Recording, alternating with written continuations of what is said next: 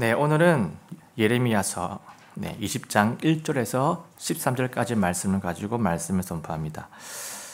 제목은 눈물의 대언자 예레미야입니다. 이 예레미야 대언자의 이름은요, 이미 많이 들어보셨을 것입니다. 아주 유명한 이름이죠. 네, 구약 성경에도 있고요, 본문도 있고. 요즘 그 수요 기도 모임 때 요한계시록을 강의를 하고 있는데 17장, 18장, 그러니까 이 바빌론 심판 부분에서 예레미야서 인용이 좀 있습니다. 그런데 이 예레미야가 이름은 유명하지만 그 삶의 내용이 이름만큼은 그렇게 유명하게 잘 알려지지 않은 것 같습니다. 그래서 오늘은 예레미야 대언자를 한번 살펴보려고 합니다.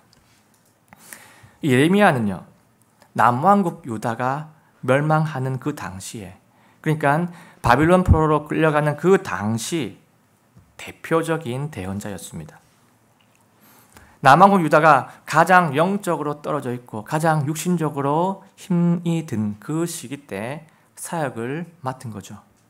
아주 중요한 시기 때 사역을 맡았습니다. 요시야 왕 때도 이 예레미야가 대언자 역할을 맡고 있었는데요. 요시야 왕은 남왕국 유다 왕들 중에서 손꼽히게 칭찬받은 선왕이었습니다. 하나님의 말씀대로 종교개혁을 했기 때문이죠. 그래서 하나님께 칭찬을 받습니다. 요시야가 한 이 종교개혁은요, 정말 시도도 너무도 좋았고 시작도 너무도 좋았고 의도도 좋았고 다 좋았는데 끝까지 가지는 못합니다. 왜 끝까지 못 갑니까? 유다 백성들이 끝까지 해내지 못했기 때문입니다. 이때 이 예레미야 대언자가 남왕국 유다의 죄를 적나라하게 고발을 합니다. 한번 보겠습니다. 예레미야서 3장 1절입니다. 그들이 말하기를 가령 한 남자가 자기 아내를 버림으로 그가 그를 떠나가서 다른 사람의 아내가 된다면 그 남자가 다시 그녀에게로 돌아가겠느냐? 그러면 그 땅이 크게 더럽혀지지 아니하겠느냐 하되 너는 여러 명의 사랑하는 자들과 창녀짓을 행하였느니라. 그러할지라도 다시 내게로 돌아오라. 주가 말하노라. 자, 지금 이 구절은요, 유다 백성들, 남왕국 유다 백성들이 심각하게 우상 숭배를 했다는 것을 말해주고 있습니다.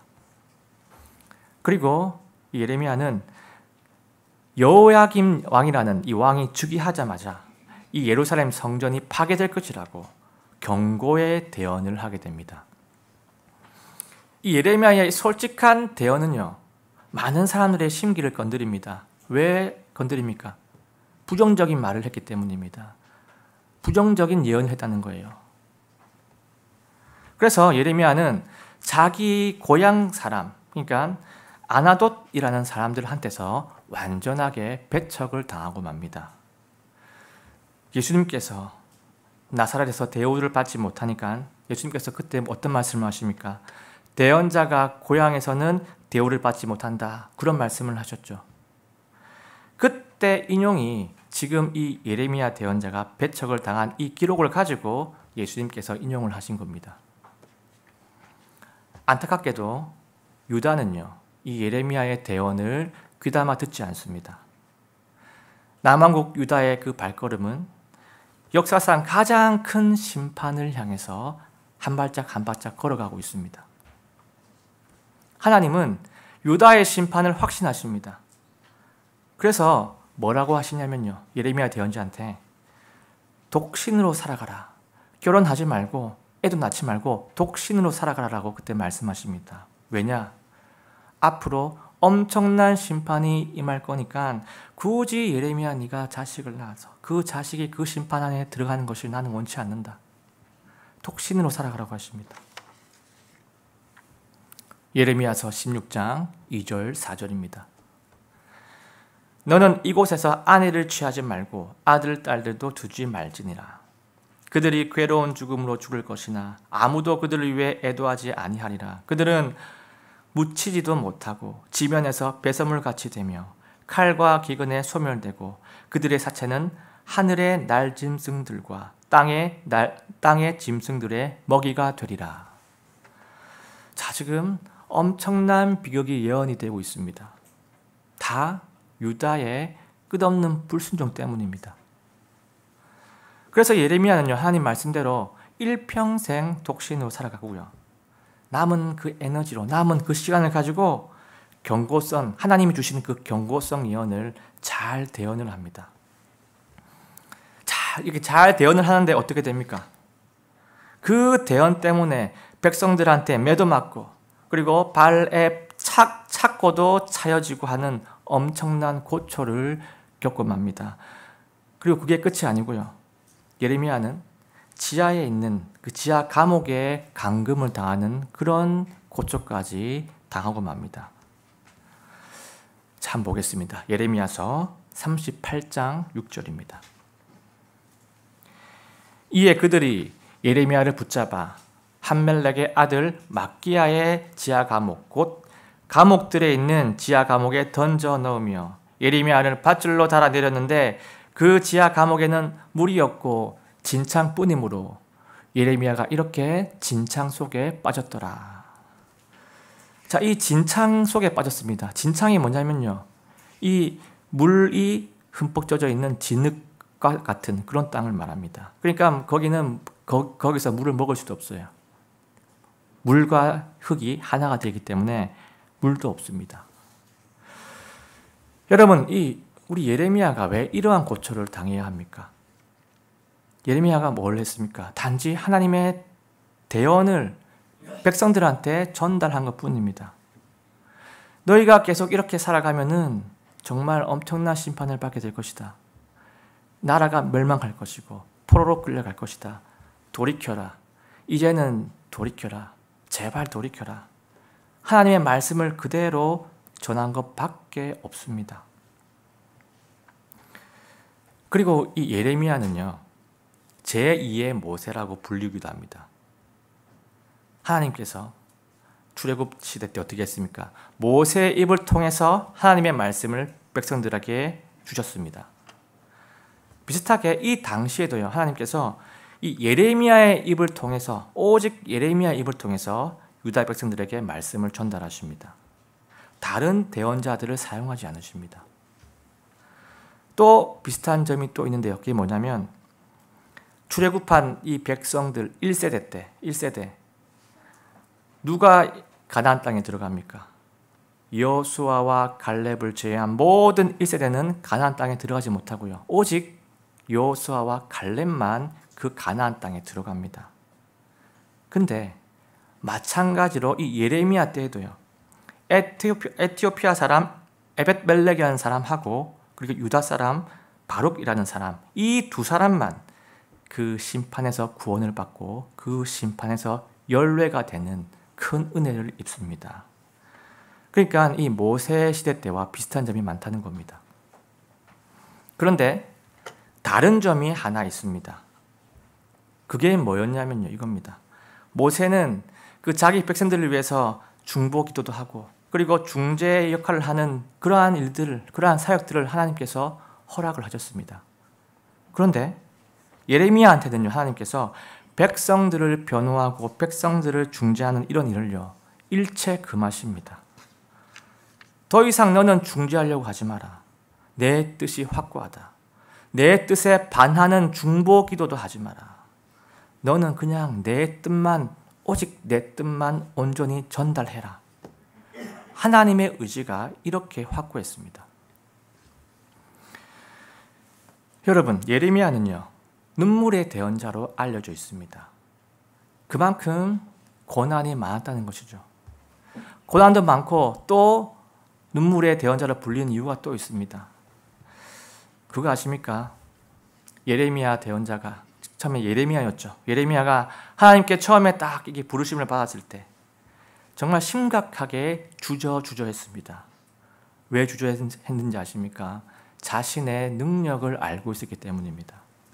자기 자신을 알았다는 것, 자기를 객관화했기 때문에 내가 어떻게 대언자가 될 수 있느냐 한번 보겠습니다. 예레미야서 1장 6절.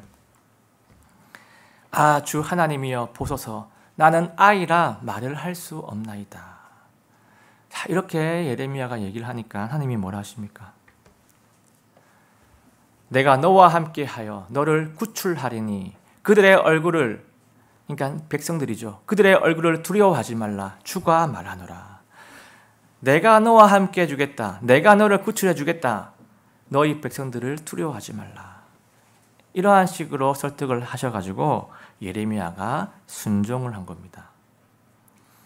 예레미야는 자신의 그 부족한 가운데서 하나님을 믿고 또 그분의 말씀을 믿고 지금 이 사역에 발을 들여놓은 겁니다.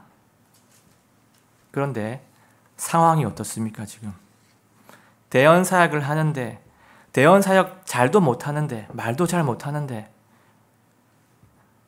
노력해가지고 하나님의 도우심 받고 대언 사역을 하는데 엄청난 핍박을 받게 되고 만신창이가 되는 그런 어려움을 겪고 맙니다. 그래서 예레미야는요, 하나님이 처음 하시는 그 말씀, 내가 너와 함께 하겠다, 내가 너를 구출해 주겠다, 백성들을 두려워하지 마라, 이런 말씀이 혹시 거짓말이셨냐라고, 하나님 그게 거짓말이었습니까? 라고 이런 불평까지 하게 됩니다. 예레미야서 15장 18절입니다. 어찌하여 내 고통이 영구히 있고 내 상처가 고쳐지기를 거부하며 고칠 수 없게 되었나이까? 주께서는 내게 전적으로 거짓말쟁이 같이 되려 하시며 말에는 물같이 되려 하시나이까? 자, 예레미야가 솔직한 마음을 표현한 겁니다. 하나님 앞에서 너무나 힘이 들어가지고. 자, 그런데 이 말을 들으신 하나님이 어떻게 하시냐면요, 오히려 강하게 나오십니다. 네가 사역을 포기하면 내가 다시 하게 만들 것이다. 네가 사역을 포기해도 내가 결국 네가 내 앞에 서게 만들 것이다. 이런 식으로 강하게 밀어붙이십니다. 여러분, 예레미야는요, 이 인간적으로 볼 때 참으로 힘이 들었을 것 같습니다. 너무나 힘이 들었을 것 같은데, 그런데 그럼에도 불구하고 예레미야는요, 창조주 하나님 앞에서 그 길을 다시 걸어갑니다. 그리고 그 길을 계속 걸어가면서 시간이 지나면서 점차 하나님의 마음을 알게 됩니다. 그동안 알고 있었던 그 옛날의 지식들이 아니고요, 같이 사역을 하면서 경험으로, 체험으로 알게 되는 뭔가를 깨닫게 됩니다. 그게 뭐냐면요, 이겁니다. 나를 그렇게 강하게 밀어붙이고 혹독하게 대했던 하나님이 실제로는 사랑도 많으시고 긍휼도 많으신 분이라는 것을 발견하게 됩니다. 자, 이 구절입니다. 예레미야서 14장 17절입니다. 그러므로 너는 이 말을 그들에게 하라. 내 백성의 처녀딸이 큰 파멸과 극히 심한 타격으로 찢어졌으므로. 지금 유다 백성들이, 남왕 유다 백성들이 찢어졌다라고 말합니다. 내 눈은 하나님의 눈입니다. 내 눈이 밤낮으로 눈물을 흘리고 그치지 아니하리라. 우리 하나님은요, 이 유다를 돌이키시려고 여러 차례로, 여러 징계들로 회초리를 들었습니다. 그런데 그때마다 찢어지고 그때마다 다치고 상처 입은 이 백성들을 보시고요, 혼자 눈물을 흘리시고 혼자 밤새 그 눈물을 훔치시며 그 백성들을 보고 아파하시면서 하나님은 혼자 고통스러워하셨습니다. 그런데 이 예레미야가 그 하나님의 얼굴을 발견하게 된 겁니다. 돌이키라고, 유다 백성들한테 돌이키라고 회초리를 들었는데 피멍이 들어가면서도 끝까지 돌이키지 않고 바보같이 다치면서까지 끝까지 죄를 지으며 즐기는 그 유다의 모습에 하나님은요, 계속 우셨습니다. 예레미야는 그 눈물을 발견하고는 진짜 하나님의 마음을 보게 됩니다. 그래서 어떤 생각이 들겠습니까?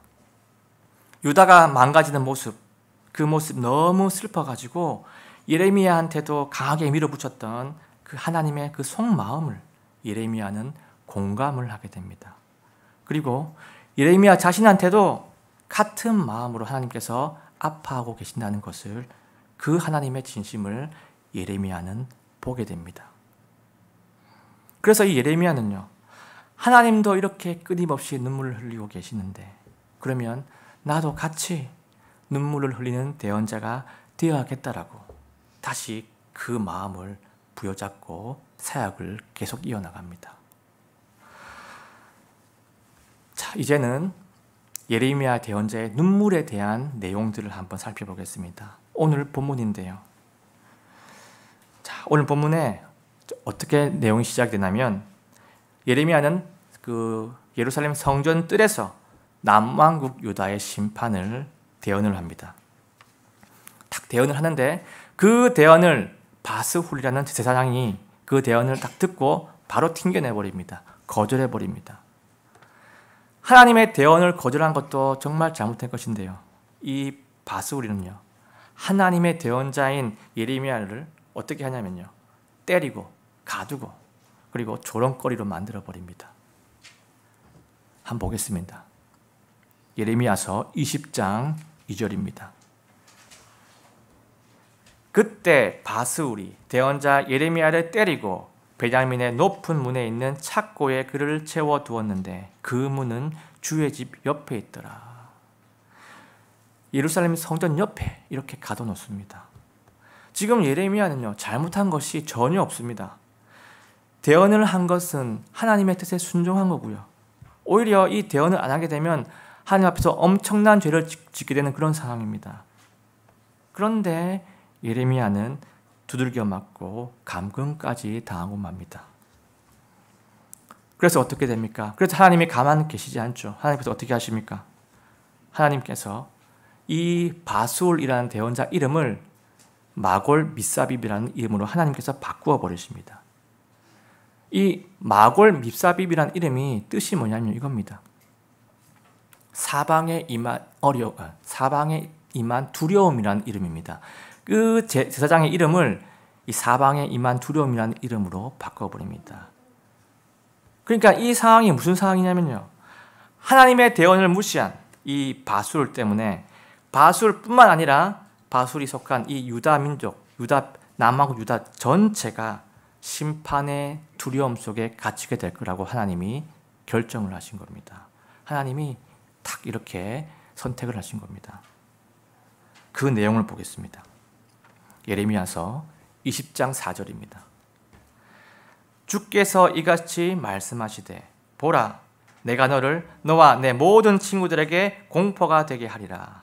또 그들은 자기 원수들의 칼에 쓰러질 것이요 내 눈이 그것을 보리라. 또 내가 온 유다를 바빌론 왕의 손에 내주리니 그가 그들을 포로로 사로잡아 바빌론으로 끌고 가서 칼로 죽이리라. 하나님의 말씀을 무시하면요, 대가를 치릅니다. 이 대가는요, 죄에 대한 대가이기도 하지만요, 그 말씀을 들으라는, 회개를 하라는, 돌이키라는 하나님의 방법입니다. 하나님의 심판이 주어지기 전에는요, 하나님의 엄청난 기회가 반드시 주어집니다.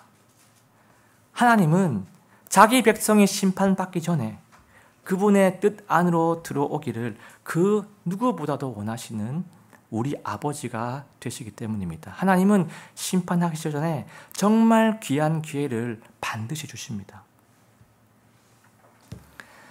자, 이젠 예레미야의 입장을 한번 보겠습니다. 하나님의 뜻대로 용기 있게 대언을 한 이 예레미야. 백성들 앞에 말도 잘 못하는데 그냥 믿고 대언을 합니다. 그런데 예레미야 상태가 지금 어떻습니까? 얻어터지고 갇히고 발에 착고까지 채여 있는 이런 엄청난 수모를 당합니다. 이때 예레미야의 마음이 어떻겠습니까? 엄청난 이 절망감과 실망감으로 너무나 이 마음이 어려워가지고 솔직한 마음을 하나님께 탁 토로합니다. 이렇게 토로합니다. 예레미야서 20장 7절입니다. 오 주여, 주께서 나를 속이셨으므로 내가 속았사오며 주께서 나보다 더 강하사 이기셨으므로 내가 날마다 조롱을 받고 사람마다 나를 비웃나이다. 자, 이렇게 솔직한 마음을 하나님께 토로합니다. 그런데 이 토로에서 우리가 살펴보아야 할 단어가 있습니다. 뭐냐면요. 여기 주께서 나를 속이셨으므로 여기서 속이셨다라는 이 단어입니다. 속이셨다. 주님이 나를 속이셨다. 이 속이셨다는 게 영어 킹제임스 성경에는 이제 영어로 deceived라는 단어가 쓰였습니다. 그러니까 이제 문법적으로 보면 had deceived. 그러니까 현재 완료형이죠. 그리고 히브리어로는요. 피티탄이라는 단어가 쓰입니다. 근데 이 피티탄이라는 뜻은 유혹을 해가지고 속였다, 유혹을 해서 꿰었다라는 이런 뜻을 가지고 있는 단어입니다. 지금 이 예레미야의 이 토로가 참 독특한데요. 그러니까 이런 상황인 거죠. 하나님이 저를 대언 사역으로 유혹을 하셨는데, 유혹을 하셨고, 근데 하나님이 너무나 강하시기 때문에 제가 거부할 힘이 없고 거부할 능력도 없고 순종을 했는데 이렇게 조롱을 당하고 비웃음을 당하니까 제가 완전히 속은 것 같습니다. 제 뒷상황도 제 뒷안전도 하나님께서 지켜주지 않으셨기 때문에 저는 만신창이가 되었습니다. 지금 이런 토로입니다. 자, 여기서 속였다라는 표현은요, 이거죠. 나는 정말 약하고 나는 정말 한 치 앞도 모르는 정말 무지한 사람인데 하나님 말씀을 듣고 하나님의 길이 소망의 길이라는 것을 믿고 들어섰는데 지금 이러한 엄청난 수모를 당하고 있습니다. 이런 상황에 대해서 속이셨다라고 지금 예레미야가 표현을 합니다. 사실 그리스도인이라면요, 이러한 경험은 한 번쯤은 해보셨을 겁니다. 정말 말씀대로 성경대로 살아보려고 나름 발버둥을 치고 되도 않은 내 이 능력인데 엄청 노력을 했는데 결과는 완전 더 고난이고 완전 더 역경이구나. 아, 내가 선택을 잘못한 것이 아닌가, 뭔가 선택을 잘못한 것인가, 이런 마음이 들어가지고 포기를 하려는 그런 생각을 한 적이 있었을지도 모르겠습니다. 여러분, 우리가 하나님께 순종해서 들어선 길, 그런데 그 길에 들어서 보니까 너무나 그 현실이 녹록치 않아가지고 포기를 하려고 할 때 우리 하나님은요, 어떨 때는 포기를 하는 자를 강력으로 잡으십니다. 어떨 때는 그럽니다. 어떨 때는 하나님의 강함으로 확 잡으신다는 거예요. 포기를 못하게. 예레미야는요, 자신을 강하게 붙잡는 하나님을 보고 아까 이렇게 표현했습니다. 주께서 나보다 더 강하사 이기셨으므로. 자, 나보다 더 강하다고. 그래서 제가 지금 하나님의 길에 들어갔습니다. 이라고 지금 고백을 하고 있는 거죠. 여기서 나보다 더 강하사. 영어로는 stronger than I. 나보다 더 강하시다. 그런데 히브리어로는 이겁니다. 하자크나티란 단어입니다. 하자크나티란 단어는요, 뜻이 뭐냐면 압도하다, 맥을 못 추게 하다, 이런 뜻을 가지고 있는 단어입니다. 강하다는 말이죠. 그런데 이 하자크나티라는 단어가 구약 성경에서 어떤 상황에 쓰이냐면요, 강한 힘으로 그냥 압도해버리는 그러한 상황에서 사용이 되고 있습니다. 예레미야는요, 지금 하나님의 권위에 압도당해가지고 사역 가운데 머물러 있는데, 그런데 만신창이가 돼버린 상황입니다. 여러분이 만약에 하나님께 순종을 딱 했는데 세상 사람들이, 아니면 같은 교회지만 다른 성도들이 그 성도들한테 막 어떤 조롱과 이런 비웃음을 당한다면요, 어떻겠습니까? 지금 이 예레미야의 이 심정이 어떻겠습니까? 아, 이 무기력한 현실 때문에 비참한 마음이 들겠죠. 정말 비참한 마음이 들어가지고 살고 싶은 마음이 들지 않을 수도 있습니다. 사라질지도 모릅니다. 자, 그런데 여러분, 이 예레미야가 정말 강력한 힘에 굴복돼가지고 완전 패배해가지고 져가지고 하나님께 순종한 것이 전부일까요? 그 동기력이 전부였을까요? 아닙니다. 그게 전부가 아닙니다. 예레미야가 그 뒤에 이어서 한 말을 들어보면요, 그것이 주 동력이 아니었다는 것을 우리가 알 수가 있습니다.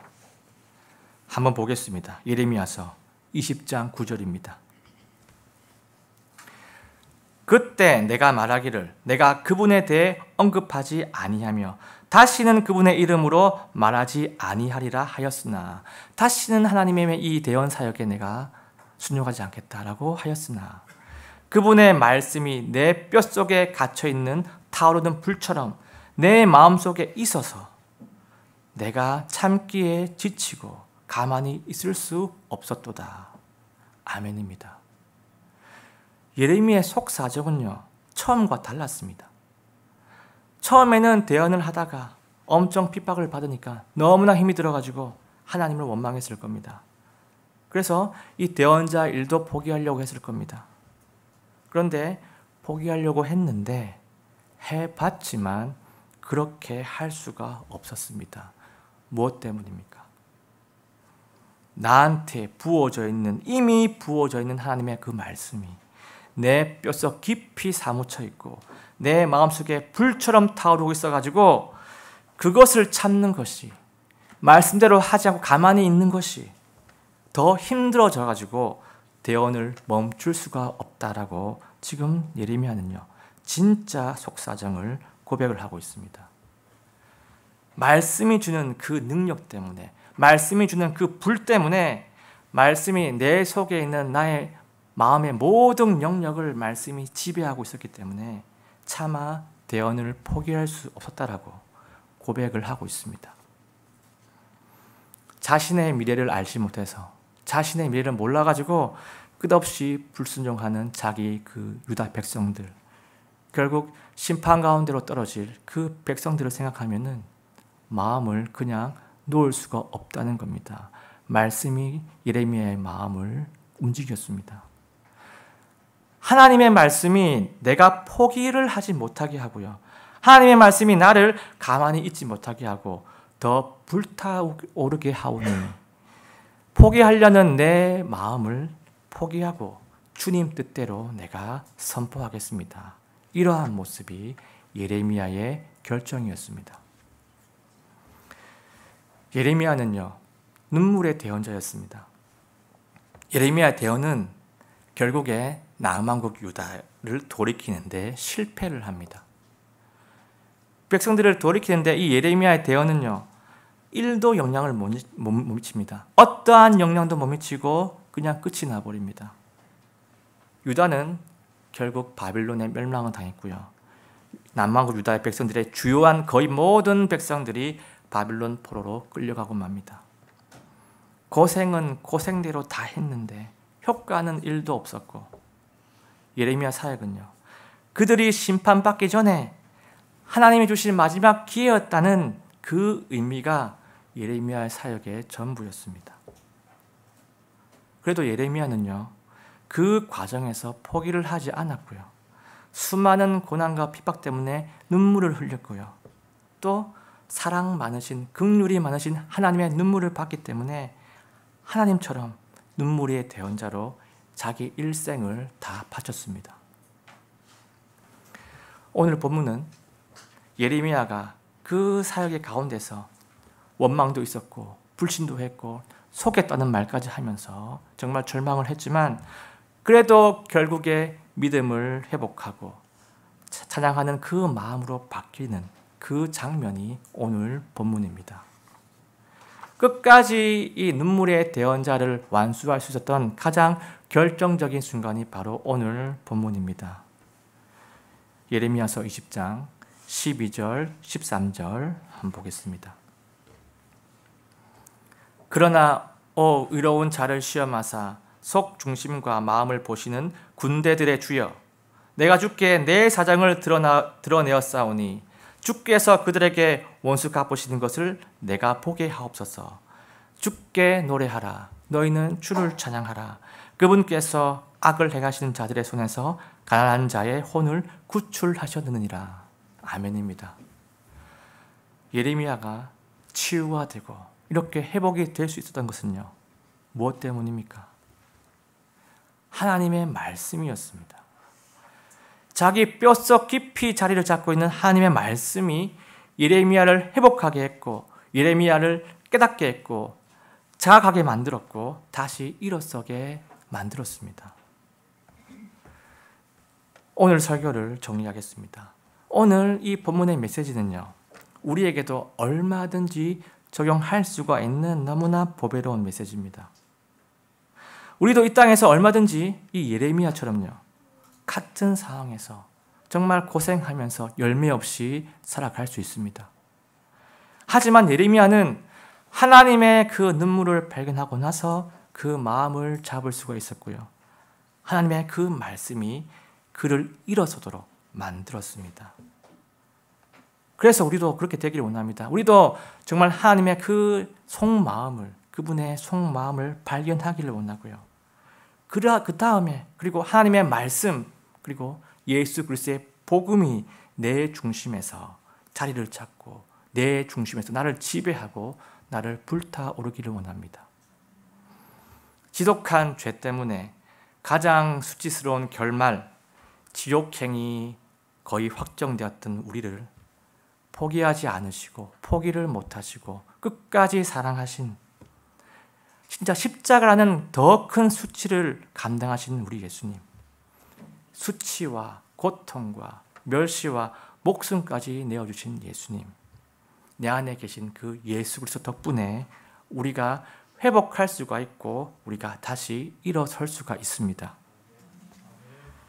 그래서 우리 모두가 정말로 말씀 대신 예수 그리스도, 구원자이신 예수 그리스도를 진짜 믿고 의지해서 눈물을 흘리라면 흘리리라, 죽으라면 죽으리라 라는 그 예수 그리스도의 마음을 가지고 그 심정을 가지고 하나님의 길을 꿋꿋이 걸어가는 제2의 예레미야가 되시기를 예수님의 이름으로 간절하게